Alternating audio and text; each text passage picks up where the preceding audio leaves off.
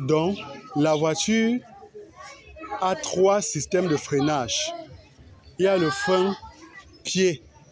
Là où tu poses ton pied, c'est la pédale du milieu.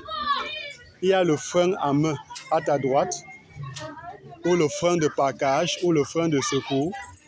Et il y a maintenant, quand peut-être tu gares la voiture, tu mets en première, ou deuxième, ou troisième, jusqu'en cinquième, ou en marche arrière. Là, tu as mis le frein moteur, tu as employé le frein moteur. Donc, ça fait que comme tu as mis la voiture en vitesse, la voiture ne peut pas bouger. Mais les meilleurs freins moteurs de la voiture, c'est la première et la marche arrière. Les meilleurs freins, c'est la première et la marche arrière. Les meilleurs freins moteurs de la voiture. Maintenant, si la batterie est faible, il y a ce qu'on appelle choquer le moteur. Donc, démarrer, tu appelles les gens, ils viennent, ils poussent la voiture, soit en marche arrière, soit en marche avant. Toi, maintenant, la batterie est faible, tu démarres, ça ne prend pas.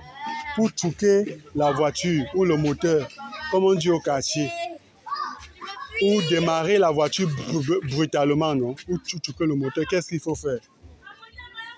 Que ça soit, si c'est en marche arrière, tu mets la vitesse en marche arrière, tu appuies l'embrayage à fond et tu vas sur l'accélérateur.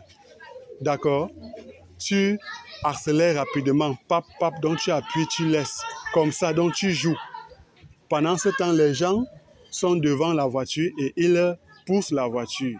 Quand la voiture est déjà à une grande vitesse, donc quand elle file parce que on la pousse, tu lâches aussi brutalement, donc rapidement l'embrayage, en continuant à accélérer rapidement, donc à jouer sur l'accélérateur.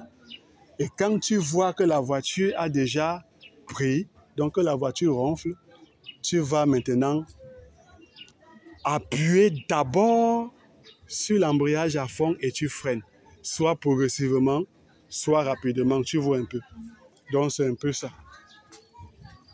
Donc dès que la voiture a déjà pris, donc dès que le moteur ronfle, dès que la voiture a réussi, parce que pour freiner, comme tu connais déjà, on va d'abord appuyer à fond sur l'embrayage. Et après, soit tu freines brutalement, soit tu freines progressivement. Donc c'est comme ça qu'on peut choquer la voiture quand la batterie est faible. Tu vois un peu. Donc c'est un peu ça.